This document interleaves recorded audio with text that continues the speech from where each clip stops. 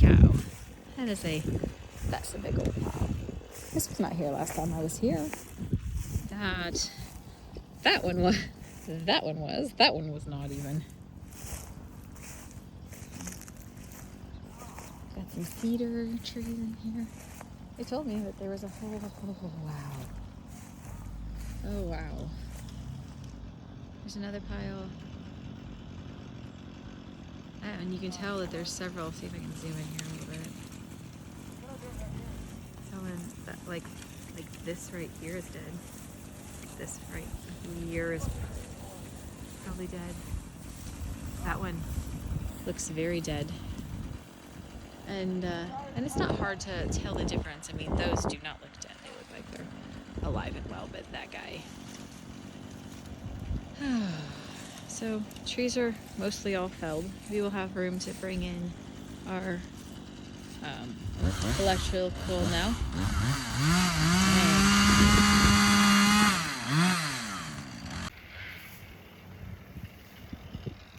Yeah, I'll go sneak over here. So today is December 14th. The wind is blowing, so my eyes running. It's actually quite decent outside. It's 54 degrees, I think is what my truck said.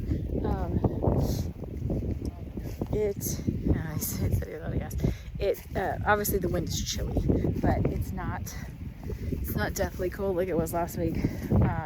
We had a whole week of below freezing temperatures. At night, it got above freezing during the day. And before you come at me, I'm from Iowa, so I know what fucking cold is, and this isn't it. I also know what humidity is. We don't have it here. It's running down my face. Don't get me wrong, it gets humid. It just doesn't get Iowa humid, and it doesn't get Crimea River humid.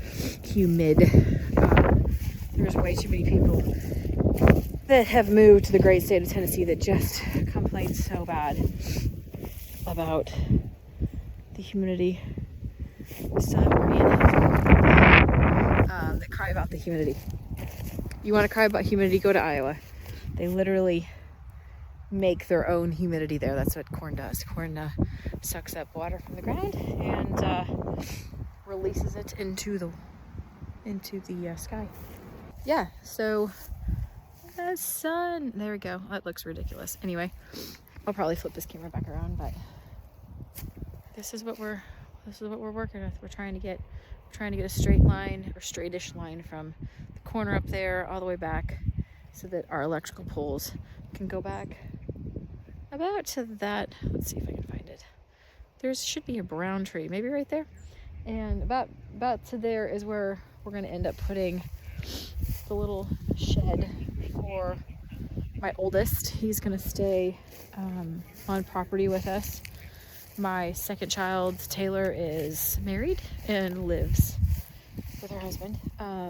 The other field that we have, there's a row of trees and there's a field on the other side of there, and that's going to end up being our dog training facility area. And hopefully, I need to go check it out and make sure that we have enough space that it can also hold some fruit trees. Clearing some of this out, I might plant some fruit tree bushes, because I can, anyway, that sort of thing. It's a lot of space, and it's about 7 acres, I think it's open in here, and I want to just make sure that we get the best use out of our space. So I contacted my friend Carrie, and I will see if I can leave his information down below. He's out of the, I'm going to say, Knoxville area in Tennessee. He will also do online consults, but he is a great permaculturist, and he can come out to your place if you're, I mean, I'm sure he'll go anywhere, but especially if you're local, he can come out to your place and he can walk around. He drew us a map of where he would put the things, and that's about kind of what we had in mind as well. We just want to make sure that we do a lot of, I'm a huge fan of function stacking. So, you know, make sure that you have, say, a tree, and then plant shaded items underneath the tree so that you're growing your own shade. Up front here, I really not sure how I'm going to afford fencing. So we're talking about willow fencing. Willow grows pretty quickly. And and we might just build a willow fence.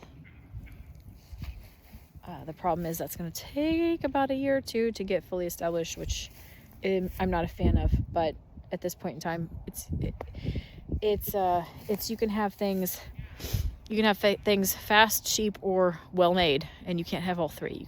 You pretty much can only get 2 out of the 3. So you have to pick. You have to pick what you're going to do. And then this is all the rest of the deadness, and that is well over my head. Oh, look, this. See if I can get in here without absolutely stabbing myself.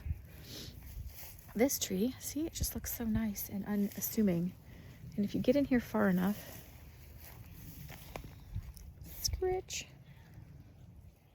It, my friends, is a locust tree. So, if you can see, there's my hand. It's nasty. Locust trees are not my friend. Anyway, that tree was still a little bit alive. But we don't care. It's one of those, see how far it fell? And we have to get it out of the way for the electrical company. Because we can't have any trees up here that are going to potentially fall into the electrical line. And as you can see, this one's still dead. It's coming down. This crooked one right here, you can see there's mushrooms growing on top of it. This one right here has mushrooms growing on it. They're dead. Does that mean that all trees with mushrooms are dead? No. But these are clearly dead. So, and we're taking, and then this one's got woodpecker holes. That way. This one right here has woodpecker holes clear up the top of it. So it is also dead. The one next to it I think we'll leave, although if it falls, it's going to be no bueno. And it looks like there might be one really dark one right here. See, it only branches to here. That one looks like it's dead as well. But otherwise, the boys, I was gonna say we're doing a really good job. I'm not doing it. I gotta get back home and sew. Rocking my little sewy gear today. This is the nicest jacket I think I've ever owned. And I'm not gonna lie. It's very nice and cozy and toasty. So that's our update. We were hoping to get over here by Christmas, which is a goal we set. Didn't make it. Well, won't make it, because we could possibly have power in the next. We can't. Could the power guys come in the next week and get it done? Yes, but we've got to figure out how to clear all of these trees out of the way, and I think some friends of ours have a wood chipper that we are going to see about borrowing, renting from them. That's fine, but that still is quite a few hours of chipping.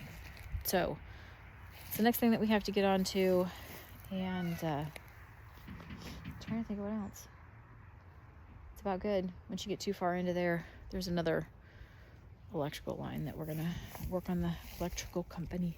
See if we can get them moving next. Oh, yikes. I'm gonna turn you around and I'll show you the more locust tree. These, my friends, are the spikes of a locust tree.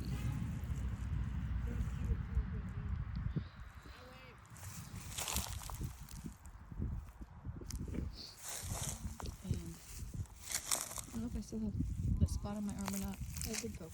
It's not fun. And some of these are cute. Like, they're really cute. Look, and they're tiny. It's not a good thing. There we go. But they're freaking razor sharp. Like, it's gross and ridiculous. But got all that done.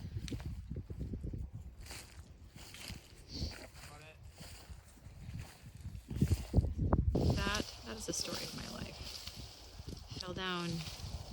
It got caught in this one fell down. It got caught on that one. My child put a rope up here and tried to pull it down. That is not coming down. Yikes. But that's the epitome of my life right now. That's what it was. And that thing probably is a good 40 feet. Cleared. We'll probably plant some nice bushes up against it.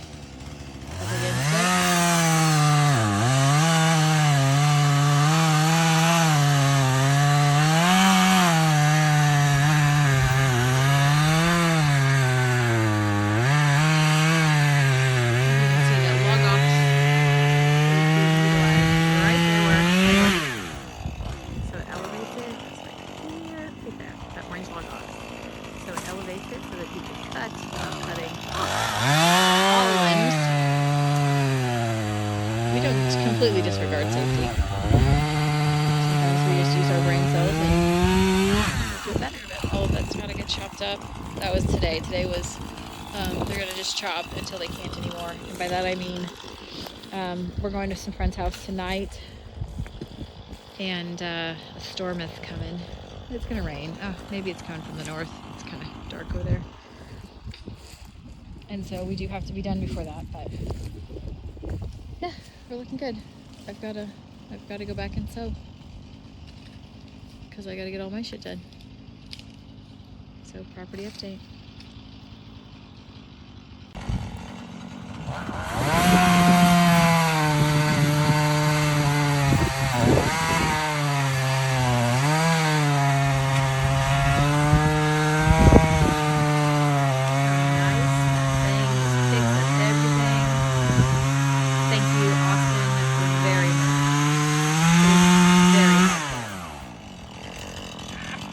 Husqvarna to sponsor. Husqvarna or Polon Pro. If we could get a Polon Pro, then oh Lord, tell me we don't. Oh my goodness! If you haven't seen that video, you need to. I'm guessing it was a YouTube video.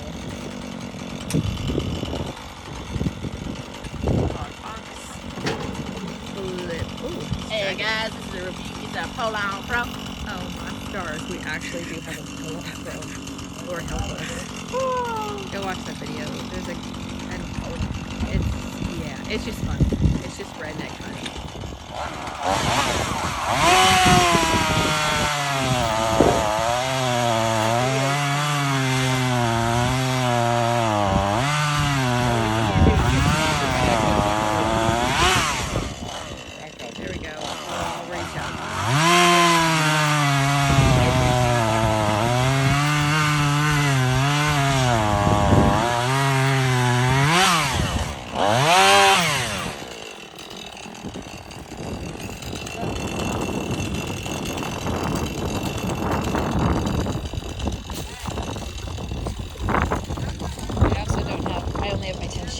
I have my good tennis shoes on too.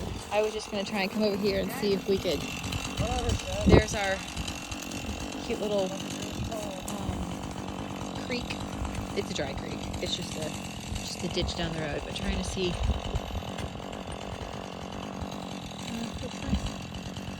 See if I can get in there. Because here's the poles. So we're hoping that they'll set one like right here. Tap into that.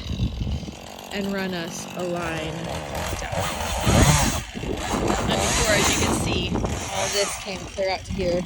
We even had stuff clear out to there. So that would have meant that the pole would have had to have been over here, and it would have had to come in and go this way. But this way, we can move this back. Well, most of it's dead and dying, as you can see. It's all of this stuff in here. So maybe this one here wasn't dead. But there's a lot of scrub, is what I'm going to call it, in here that is dead. See all that's beautiful. Those big ones can stay. This one, I think this first one we'll take out. That second one might be okay. And that'll give those guys a chance to kind of come up. Get it all up. Oh, look. Stuck in the trailer. And then we'll take this, I love the smell of fresh cut wood, and clear back there against the tree line.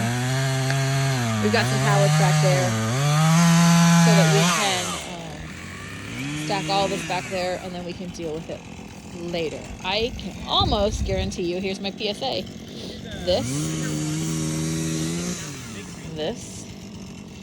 all of this. I can almost guarantee you, I would bet money that's poison ivy.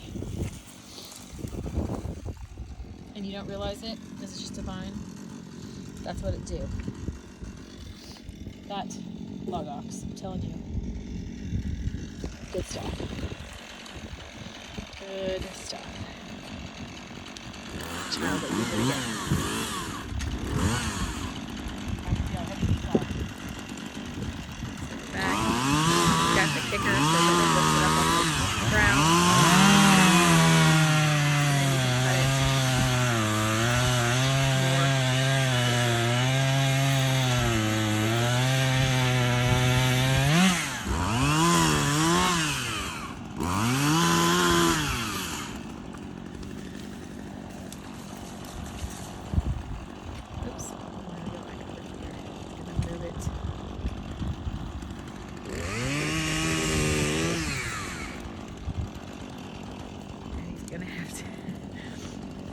boy does not weigh much.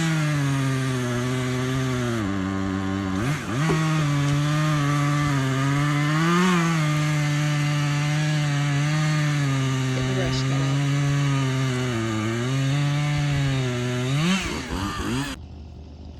You know, since we're being real cool right now, I want to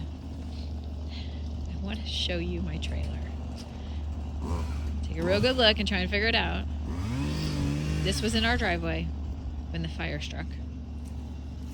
You can see the rust over there. Anyway, it melted that back panel. We had some,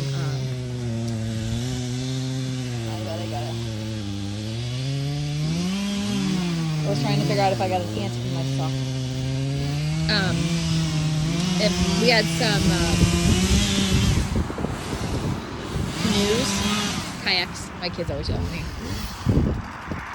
Kayaks in the back of here. A couple of them melted. I'm not kidding. That's how hot the fire was. And this wasn't even in the house. This was probably 15 or 20 feet from it. And so we took down the roof, all the walls. And this is what's left. But it works. That side obviously didn't make it. We've got a few more boards that some friends have given us, so we'll probably end up reinforcing this guy a little bit. But again, guys, this is a do what you got to do. Getting real with part of this. Talk to you guys for a little. I'm gonna get really, really, really real. We took a leap.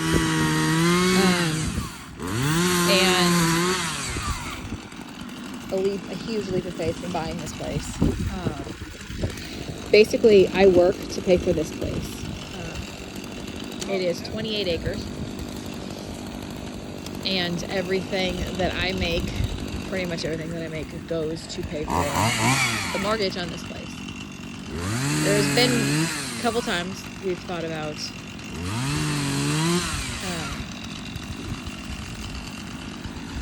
selling it, getting rid of it, not having to pay that. And so far we're kicking it off. We're doing our best. Why? Because we have dreamed of having a bigger property. The current place that we live on is 4 acres. We're working on it. And I'm also of the mindset, like, stop working on it, just do it. We are doing it. I need to start saying that. We are doing it. Every day, there's a new thing that we are doing, putting forth more effort into all of it, and trying. This is busting ass. This is doing everything that you can. Because, again, what do you have? We have our family. Nobody's coming to save us. Nobody's going to give me a piece of land. Nobody's going to give me a house. We are fighting for our dreams. You know what you think? Maybe I'm getting too old for this. Maybe I should just suck it up and put a house on our current land, which we own outright, because we did have enough money from the insurance company to pay that mortgage off. It'd be an easier life, but it's not really what we want. Again, I've got a greenhouse there that I love. We could absolutely be happy.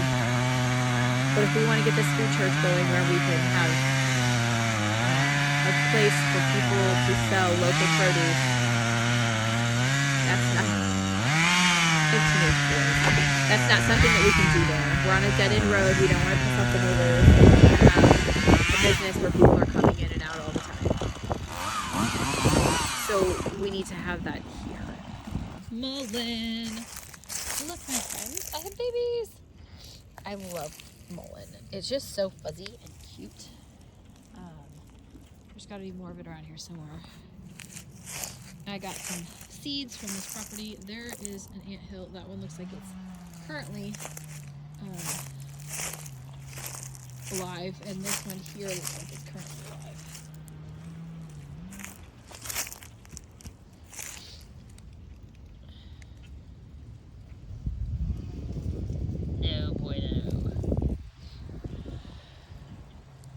this is just more scrub that needs cleaned out. So yeah, and you see how this one is like, it's a pretty straight line through here, so that's why we wanted to move those trees. These, yeah, stupid phone. These three right here on the other side of the road. This one is, that one's ours. So it looks great. It's gonna end up that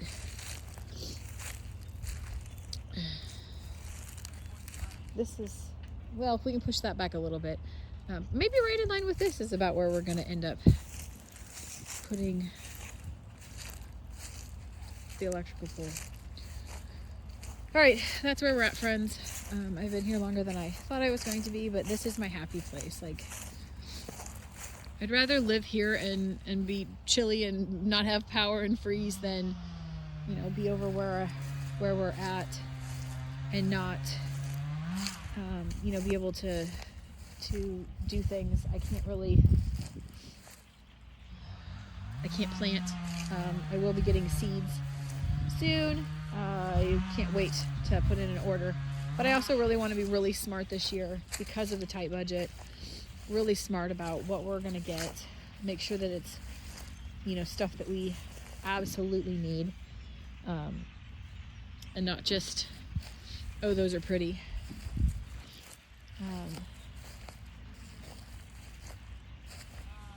And get that. I have a really hard time being in limbo. Being in the, you know, I don't have space to start growing my microgreens again, and I don't have extra money for soil to start some containers, and even if I did, I can't container inside because I have no inside space. Now I do have a large greenhouse, but it's and it has sidewalls, but it's the same temperature inside as outside most of the time. So it's a little protection against, you know, freezies and harsh winds and, you know, awful rains and freezing rains and snows, but that's about it because it's pretty open. We'll have one here if I can figure out again how to afford this. So that's what we're all doing. It really burns me when people are like, if you would just not get Starbucks and spend that extra $2.50 that you would normally spend on Starbucks and spend it. I've never been to a Starbucks. There was one in, they have them in Barnes & Noble, so I've actually seen Starbucks. But I've never bought anything at Starbucks. I don't buy coffee. I don't drink coffee. If I did, I would get some from Nicole, Hollow Roast Coffee. She had espresso that she made. She was making espresso drinks the other night. They were delicious. But like, I don't wake up and have a cup of coffee. So that is not my vice. I don't really have that. Thank you for listening to me ramble and coming along with us on our journey, and I hope you see some more of it. Follow us along. Like, share, subscribe, and maybe we'll get monetized pretty soon so we could have a little Patreon or some kind of membership page, and we can do some fun baking videos and that sort of thing in our little membership page and have some interactive lives and stuff.